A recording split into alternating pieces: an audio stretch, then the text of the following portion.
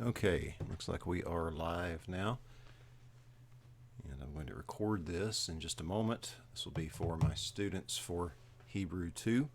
They're taking this in the spring of 2020, and I may use it in some other contexts as well if it goes all right. So we will see how it does. I'm using Streamlabs Open Broadcaster software, their version of a free open source software, and it'll be a good opportunity to test the equipment, but hopefully it'll also be usable for the class.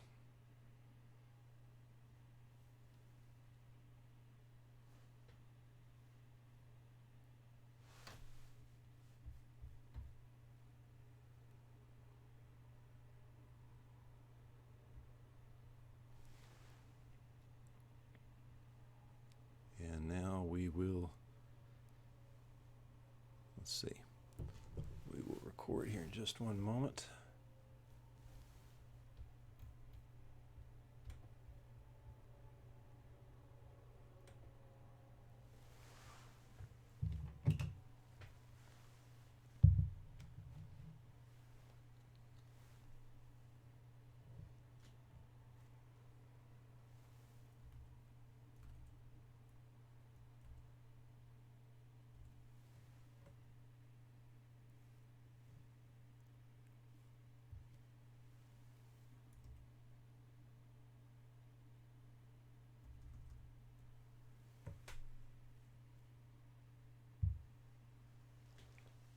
Welcome to Biblical Hebrew. We're looking at an introduction to the Masoretic accents today.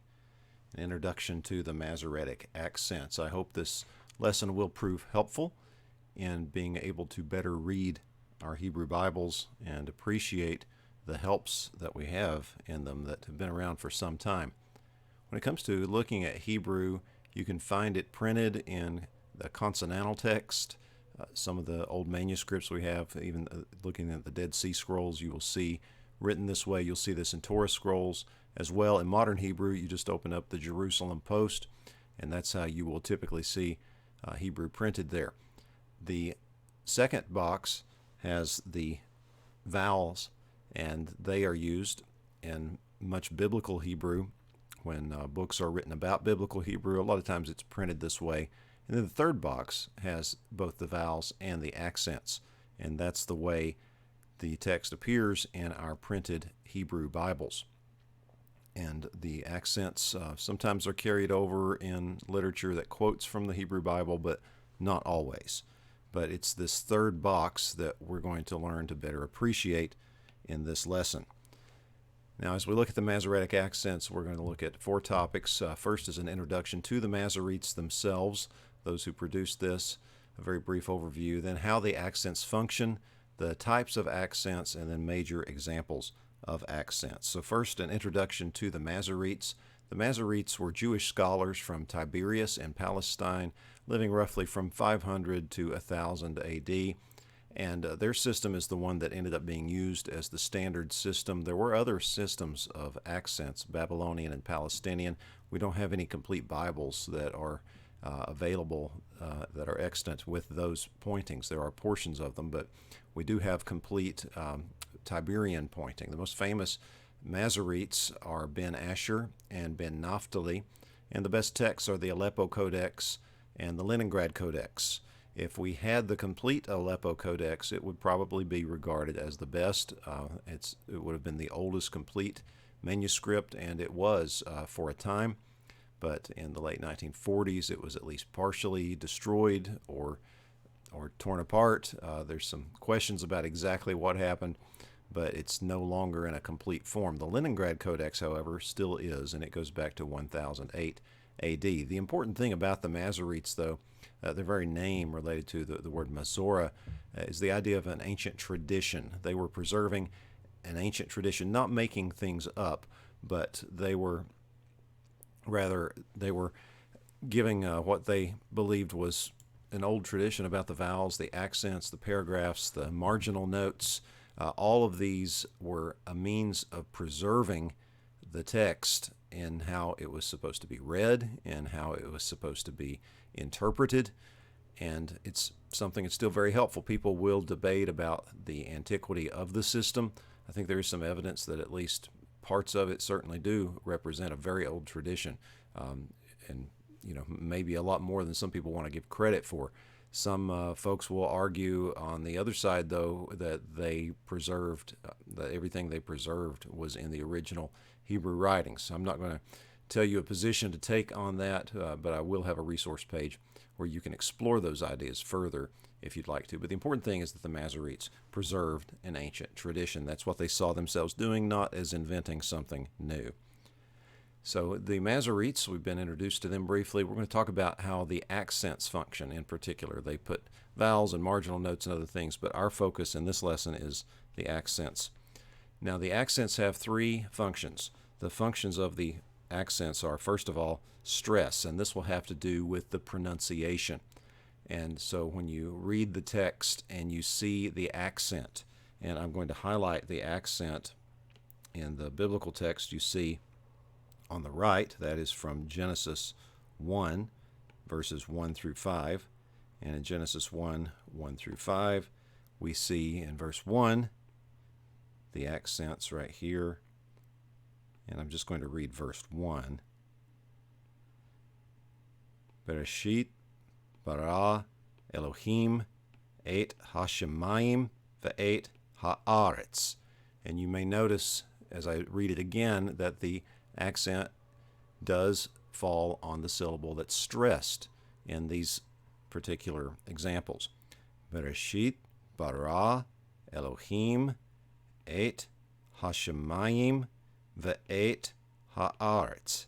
And you may notice that hashemayim and haaretz, they both have an accent on the next to last syllable, and the Masoretic accent falls there. Most of the time, that's what happens. There are some exceptions, but this is just an introduction, so we're not going to get into those exceptions. But normally speaking, wherever the accent is going to line up with how you would stress that particular syllable when you say the word. So the stress is the first function. The second function is the syntax or punctuation, it's sometimes called, or word groupings. And this is a division of the verse into halves. And then there are further subdivisions. It's like music when you have something in 4/4 time and you got a whole note that's worth 4. A half note is worth 2, and if you had 2 half notes, that would divide the musical notation, into halves there, and you can divide it into quarters, eighths, sixteenths, theoretically, 30 seconds, 64ths, etc. And there's something similar going on here. I have a professor who calls the Masoretes the inventors of the computer. There's something like our digital encoding going on here with the zeros and ones, a binary encoding. Everything seems to be binary in the Masoretic system. Divide it by 2, divide it by 2 again, and so forth. And we're going to focus primarily on this role of the accents in this lesson. But before we do, let's look at the third. We've talked about stress, syntax, and punctuation. The third function is singing or chanting or cantillation. Sometimes the Masoretic accents are referred to as cantillation. And the cantillation marks, we will see those when you look at the music right here. We're going to come back to that here in just a few minutes, but that's going to go along with the syntax in this particular case as well. So the stress, the syntax, and the singing are the three main functions of the Masoretic accents. The Masoretic accents in Hebrew, their name is te'amim. The te'amim, and the meaning of that, according to Fuller and Choi, is that it's understanding or sense, and that it indicates the understanding or sense of the syntax that's communicated through the accents. Now let's talk about the type of accents, and we'll get to see how they function with that sense and understanding very shortly. There are two systems in the accents. There are the prose accents and there are the poetic accents. The prose books are the 21 books. The poetry section is 3 books. And when you add those together, you get 24 books.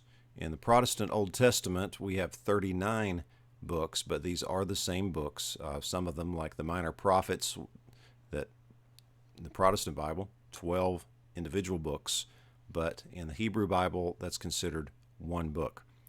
And you have books like Ezra, Nehemiah, one book in Hebrew, two books in English, and so forth. But the poetic books in this case are Job, Psalms, and Proverbs. They have a different accentual system. And I just recently learned that when you take their names in Hebrew, the first letter of each one, of Job and then Proverbs and then Psalms, that spells out the Hebrew word for truth, which is very interesting. But you've got two different systems. Some of it overlaps, but some of it's different. We're going to focus on the prose for right now, as this is an introduction, and that will keep it simpler. But just be aware there are two different systems that the Masoretes used, and it's prose and poetry.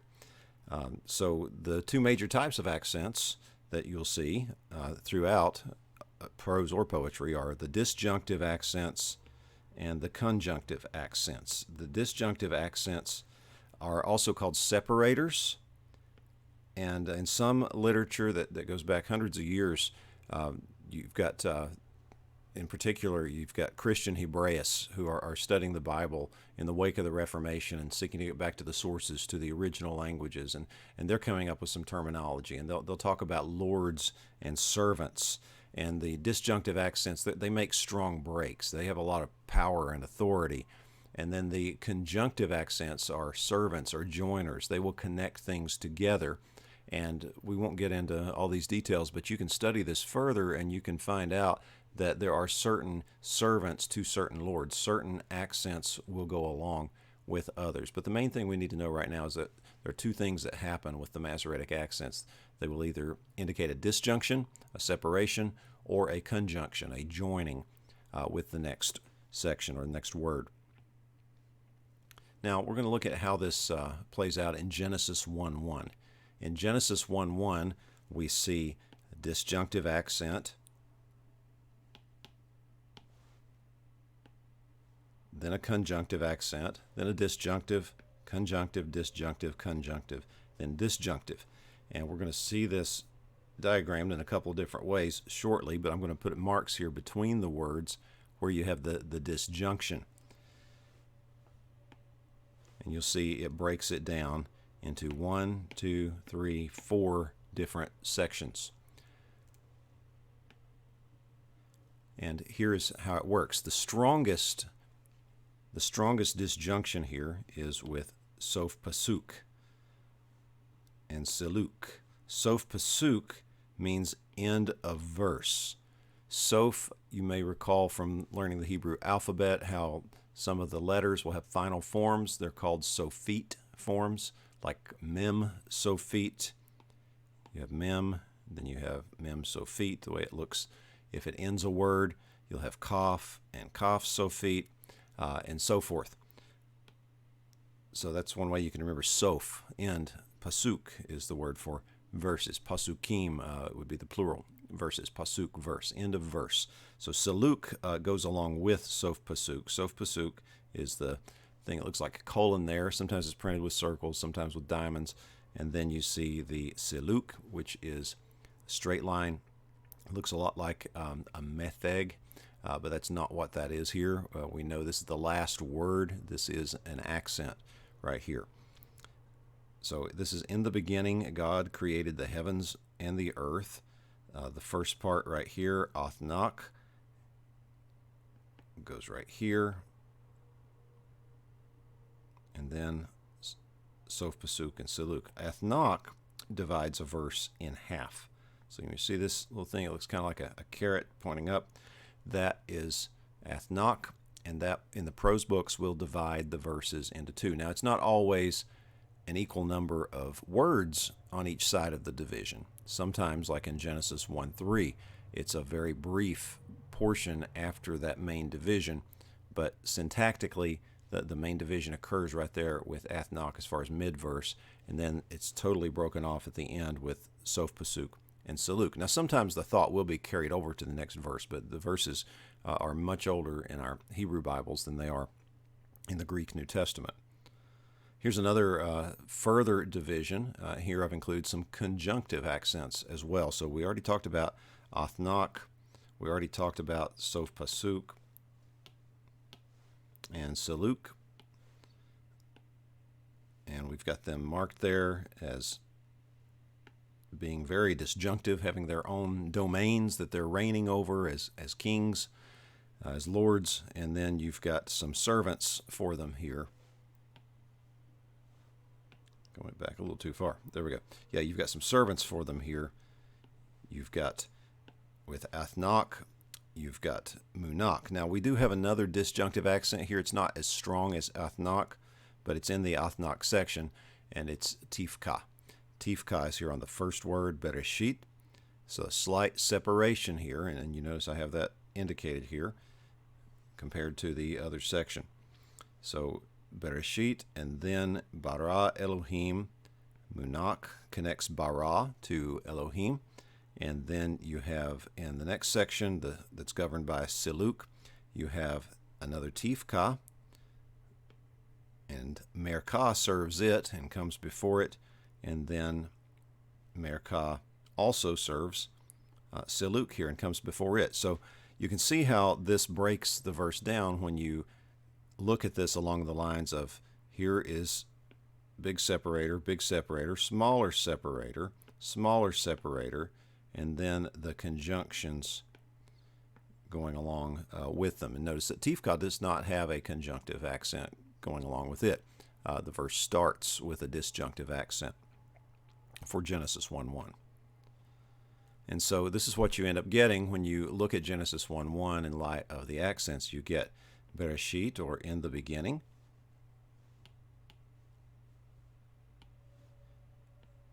In the beginning.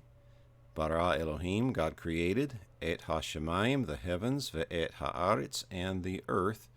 And if you like English sentence diagramming, that is what you end up with based on the syntax we see in the Masoretic accents for this verse. Now here is a combination of the conjunction and disjunction along with music. Now this is from the singing or chanting function of the Masoretic accents.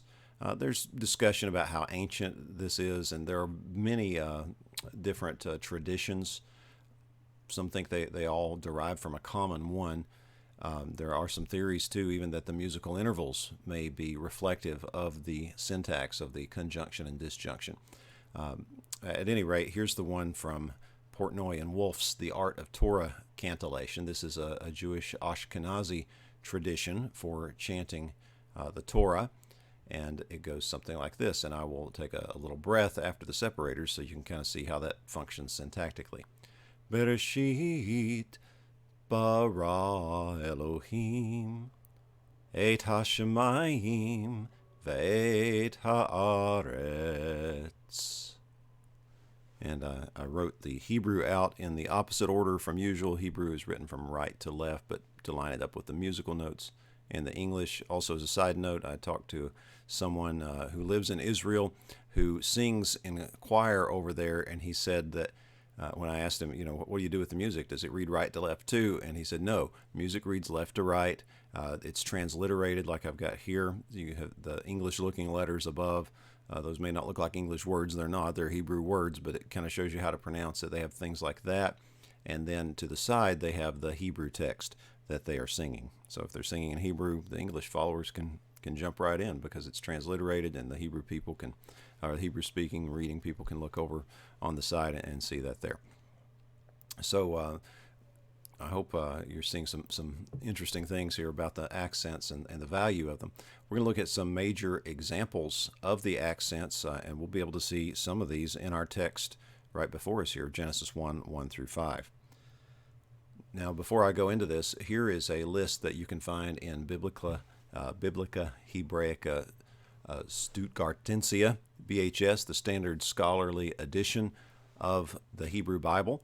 And if you buy it used, it might not be in there, but new copies should have it. And I've seen a number of used copies that still had it. And if you don't have it, there's a link that you'll be able to get to at the end of the broadcast or in the description, and you'll be able to download this from Wikimedia Commons and keep it for reference. We're not going to go into the detail that's on here with all these, but you can keep going, and if you learn the ones that we get to, you'll have a good framework for understanding these. the accents we're going to focus on right now, though, we're going to limit this to the ones on the screen. And we've got the disjunctive on the left side here and the conjunctive here on the right. And so Sof Pasuk and Saluk we have already seen at the end of Genesis 1:1, and then Athnach, the one that divides the verse.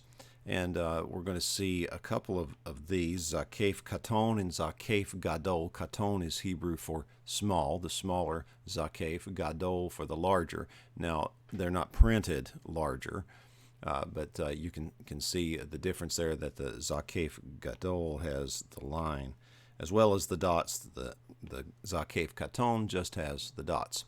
Then we see Revia, which has the diamond shape, Tifka, which we looked at on the first word of Genesis 1:1, Munak, onto the conjunctive side, the joiners. Munak is going to join, and Bara joins Elohim in Genesis 1:1. God created, or created God is the order. He created, and God goes in that order, but we translate it in English, God created, but they're joined in the Hebrew text is the point. And notice here that the Munak is going this direction. And so is Mercha, another joiner, and Mehupach and Azlah. They're all going in this direction. And Hebrew reads this way, right to left. And this is something that some students find very helpful to remember, that the conjunctive accents often point in the direction of the next word. So when you look at an accent, if you're just having to guess, does it point toward the next word? If it does, it's probably conjunctive. And then you can get out your insert of the accents and double check it against that or against another list. A lot of grammars will have lists in them where you can do that. But if you just remember that the conjunctive accents often point in the direction of the next word, you'll at least kind of know what's going on in the text. And it's going to help you be able to read the text a bit better. Now we're going to try to put to practice a little bit of what we've learned here. We are going to look at the accents in Genesis 1:1-5. And I'm going to encourage you to stop and read the text with the accents, then to group the words and phrases, and then to consider singing or chanting. We're not going to cover how that works in this course, but I would encourage you to look into that if that's something of interest to you. But if you want to pause the video, if you want to take this later and do it, either way, but I'm going to go into this in just a moment. And then you can go back and watch this part and check your work, or do it with me, however you want to do it. But we're going to stop for just a second. I'm going to pause for just a second so you can pause if you want to, and then I'm going to start walking through it. All right, we're going to look at the disjunctive and the conjunctive accents in Genesis 1, verses 1-5. And when we come over here, we will see all of these. Notice I did not include the Zakef Gadol, just the Zakef Katon, because we don't have a Zakef Gadol in this portion of the text. But we do have the other accents. So let's look for them. First of all, we have verse 1, Bereshit bara Elohim et hashemayim ve'et haaretz. And we see Tifka, and we see Munak, and we see Athnach, and we see Mercha, we see Tifka, we see Mercha, we see Seluk, and Sof Pasuk. And so we've noticed these, and I'm going to put lines here in this first verse just to remind us. Bereshit bara Elohim et hashemayim ve'et haaretz.